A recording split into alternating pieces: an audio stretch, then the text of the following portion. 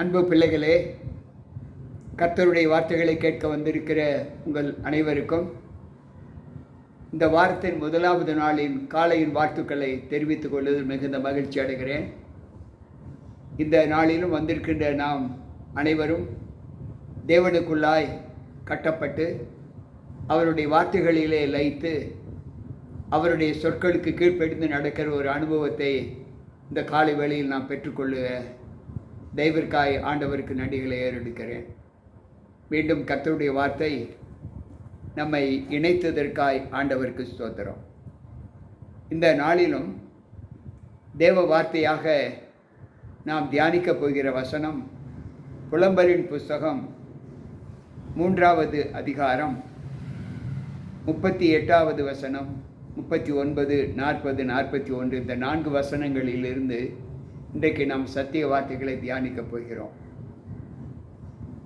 புலம்பல் 3:38 இப்படி சொல்லுகிறது: உன்னதமானவருடைய வாயிலிருந்து தீமையும் நன்மையும் புறப்படுகிறது இல்லையோ? அன்பு பிள்ளைகளே, கர்த்தருடைய வாயிலிருந்து தீமை புறப்படுமா? கர்த்தருடைய வாயிலிருந்து நன்மையும் புறப்படுமா என்றால் நன்மை புறப்படும் என்பதைத்தான் நாம் அறிந்திருக்கிறோம். ஆனால் தீமை புறப்படுமா என்றால் அது எப்படி சாத்தியமாகும்? சற்று யோசிப்போம். கர்த்தருடைய வாயிலிருந்து தீமை புறப்படுவதற்கு ஆண்டவர் ஏன் அப்படிப்பட்ட அனுகூலத்தை கற்றுக் கொடுக்கிறார் என்பதை யோசித்து பார்ப்போம். யோபுவின் புஸ்தகம் 2வது அதிகாரம் 10வது வசனத்தில் யோபு தன்னுடைய உடைமைகளையும் தன்னுடைய பிள்ளைகளையும் இழந்து விட்டதற்கு பின்பு அவர் தேவ உத்தமத்திலே தன்னை நிலைநிறுத்தி காண்பிக்கிறார் தன்னுடைய மனைவிக்கு. மனைவி ஆதங்கத்தோடு சொல்லுகிறார், அதற்கு நீ இன்னும் உம்முடைய உத்தமத்திலே நீ உறுதியாய் இருக்கிறாய், தேவனை தூஷித்து ஜீவனை விடு என்று சொல்லுகிறார். அதற்கு ஆண்டவர் அந்த யோபு சொல்லுகிறார், நீ பைத்தியக்காரி பேசுகிறது போல பேசுகிறாய். தேவ கரத்திலிருந்து நன்மையை பெற்ற நாம் தீமையை பெறாமல் இருக்கலாமா? இவைகள் எல்லாவற்றிலும் யோபு தன் உதடுகளினால் பாவம் செய்யவில்லை என்று சொல்லுகிறார். கர்த்தருடைய சமூகத்தில் நன்மையை பெற்ற நாம் தீமையை பெறாமல் இருக்கலாமா? சிரிக்க ஒரு காலம் உண்டு, அழுக ஒரு காலம் உண்டு, நட ஒரு காலம் உண்டு, நட்டதை பிடுங்க ஒரு காலம் உண்டு, வாழ ஒரு காலம் உண்டு, இறக்க ஒரு காலம் உண்டு என்று பிரசங்கம் 3வது அதிகாரத்திலே நாம் வாசிக்கிறோம். தேவன் எப்பொழுதுமே நன்மை செய்கிறவராகத்தான் இருக்கிறார். ஆனால் தீமை செய்வதற்கு நாம் அவரை தூண்டுகிறோம் என்று வேதம் சொல்லுகிறது. ஆமோஸின் புஸ்தகம் 3வது அதிகாரம் 6வது வசனத்தை வாசிப்போம் என்றால், கர்த்தருடைய சித்தம் இல்லாமல் தேசத்தில் தீங்கு உண்டாகுமோ என்று ஆமோஸ் பக்தன் சொல்லுகிறார்.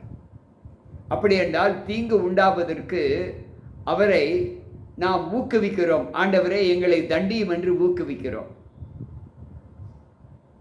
அவராக நமக்கு தீங்கு உண்டாக்குவார் என்றால் நிச்சயமாக உண்டாக்க மாட்டார். நன்மை செய்தால் மேன்மை இல்லையோ? நன்மை செய்யாதிருந்தால் பாவம் உன் வாசல்படியில் படுத்திருக்கும் என்றுதான் ஆதியாகமம் 4:7 சொல்லுகிறது. அப்படி என்றால் நாம் செய்கிற நன்மையை விட்டுவிட்டு தீமை செய்வோம் என்றால் ஆண்டவருடைய கோபக்கனல் தீங்காக மாறி நம் மீது இகிரும் என்று இந்த வார்த்தை சொல்லுகிறது.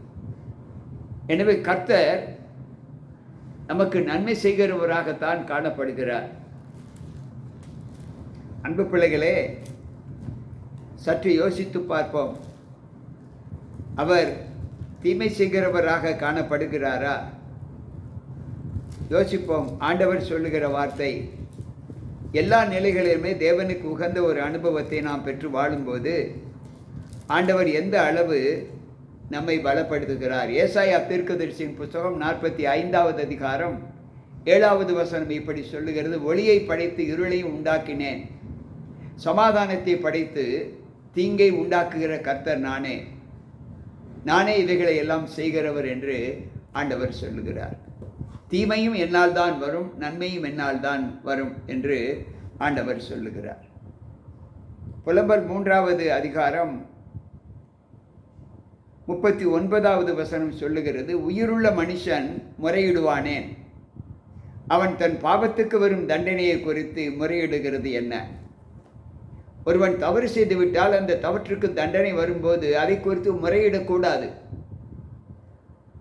நாம் செய்த தவற்றுக்கு கண்டிப்பாக அதற்குரிய பலனை அடைந்து தீர வேண்டும் என்று தேவ நியமனம். பாவத்தின் சம்பளம் மரணம் என்று ஆண்டவர் சொல்லி இருக்கிறாரே, பாவம் செய்கிற ஆத்துமாவை சாகும் என்று ஆண்டவர் சொல்லி இருக்கிறாரே. அப்படி என்றால் பாவம் செய்த பிள்ளைகள் அதற்கேற்ற அனுபவத்தை அனுபவிக்க வேண்டும் என்று தேவ நியமம் அது. நீதிமொழிகளின் புஸ்தகம் 19வது அதிகாரம் 3வது வசனத்தை நாம் வாசிப்போம் என்றால், அங்கு ஆண்டவர் சொல்லுகிற வார்த்தை எப்படி நம்முடைய விசுவாச வாழ்க்கைக்கு நமக்கு பலன் கொடுக்கிறது என்பதை யோசித்து பார்ப்போம். நீதிமொழிகள் 19:3 சொல்லுகிறது, மனுஷனுடைய மதியீனம் அவன் வழியை தாறுமாறாக்கும், என்றாலும் அவன் மனம் கர்த்தருக்கு விரோதமாய் தாங்கல் அடையும் என்று சொல்லுகிறார். மனுஷனுடைய இருதயம் அவன் வழியை தாறுமாறாக்கும், ஆனாலும் அவன் மனம் கர்த்தருக்கு விரோதமாக தாங்கல் அடையும் என்று சொல்லுகிறது. எனக்கு பிரியமான தேவ பிள்ளைகளே, இன்றைக்கு நம்முடைய வாழ்க்கையில் நாம் ஆண்டவருக்கு உகந்த ஒரு அனுபவத்தை பெற்று நடக்கிற ஒரு ஜீவிதத்திலே நாம் எப்படி தேவனுக்கு நம்ம ஒப்புக் கொடுக்கிறோம் சற்று யோசித்து பார்ப்போம். ஒவ்வொரு நாளும் ஆண்டவரோடு இணைகிற அந்த அனுபவத்தை நாம் பார்க்கும்போது நம்மை கர்த்தர் எந்த அளவு நேசிக்கிறார் என்பதை சற்று யோசித்து பார்ப்போம். மீகாவின் புஸ்தகம் 7வது அதிகாரம் 9வது வசனம் இப்படி சொல்லுகிறது, நான் கர்த்தருக்கு விரோதமாக பாவம் செய்தேன், அவர் எனக்காக வழக்காடி என் நியாயத்தை விசாரிக்க மட்டும் அவருடைய கோபத்தை சுமப்பேன். அவர் என்னை வெளிச்சத்திலே கொண்டு வருவார், அவருடைய நீதியை நான் பார்ப்பேன். நான் கர்த்தருக்கு விரோதமாக பாவம் செய்து விட்டேன், அவருக்கு விரோதமாக தீங்கு செய்து விட்டேன். அவர் கோபம் தீரு மட்டும் அவர் என்னை விசாரித்து எனக்கு இறங்கும் வரைக்கும் அவருடைய கோபத்தை நான் சுமப்பேன். இது நம் மீது விழுந்த கடமை என்று ஆண்டவர் சொல்லு. யாரெல்லாம் பாவம் செய்கிறார்களோ, தமிழில் ஒரு பழமொழி சொல்வார்கள், உப்பு தின்னவன் தண்ணீர் கண்டிப்பாக குடித்துதான் ஆக வேண்டும். அதே போல பாவம் செய்கிறவன் அவருடைய கோபத்தை சுமந்துதான் ஆக வேண்டும். அதில் எந்தவித மாற்று கருத்தும் இல்லை. பாவம் செய்தவன் அதற்கேற்ற சிக்ஷையை அவன் பெறத்தான் வேண்டும் என்று ஆண்டவர் சொல்லுகிறார்.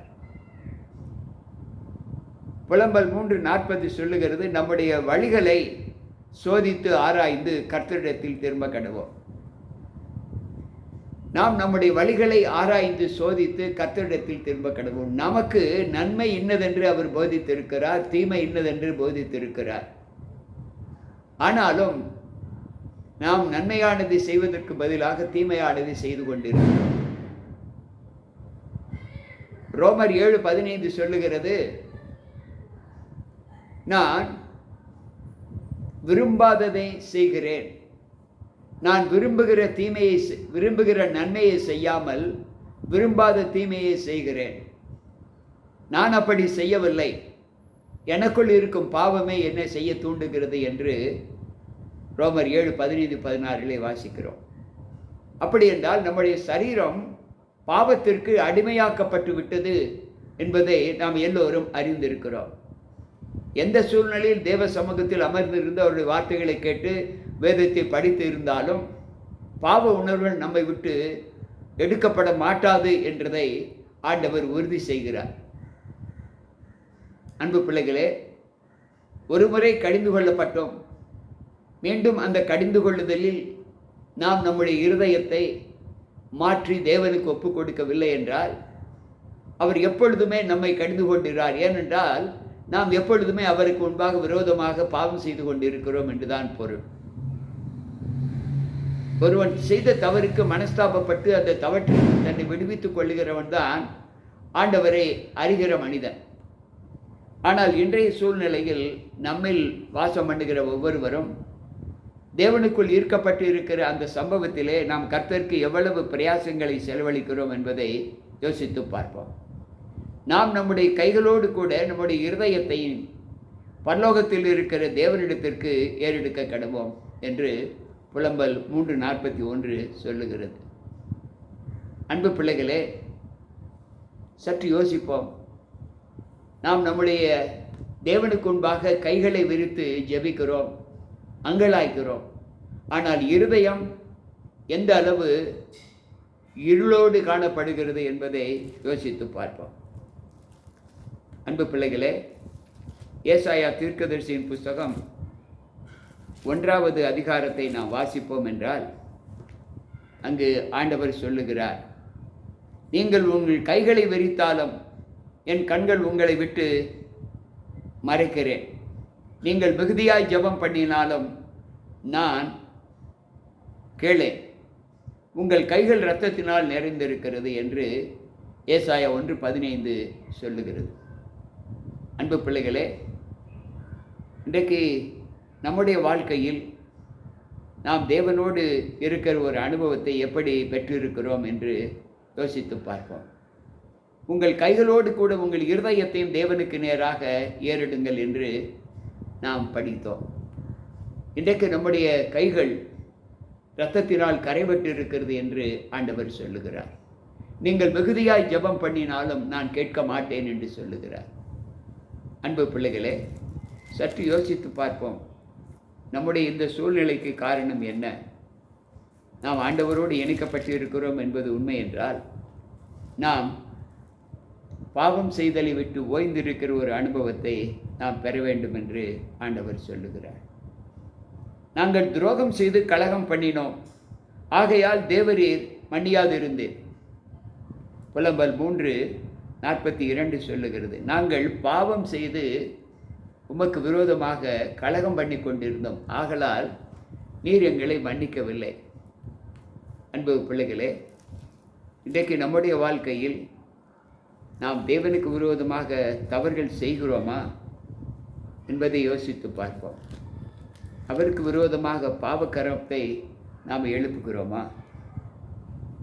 தானியேல் 9:5 சொல்லுகிறது, நாங்கள் பாவம் செய்த அக்கிரமக்காரராய் இருந்து துன்மார்க்கமாய் நடந்து கலகம் பண்ணி உம்முடைய கற்பனைகளையும் உம்முடைய நியாயங்களையும் விட்டு அகன்று போனோம். அன்பு பிள்ளைகளே, நாம் செய்வது நமக்கு நன்றாகவே தெரிகிறது தவறு என்று. ஆனால் அந்த தவற்றை அறிந்தே செய்யும் போது ஆண்டவர் கோபப்படாமல் இருப்பாரா? யோசித்து பார்ப்போம். அவர் நம்மை சிட்சியாமல் இருப்பாரா? அவருடைய கரம் நமக்கு விரோதமாக எழும்பாமல் இருக்குமா?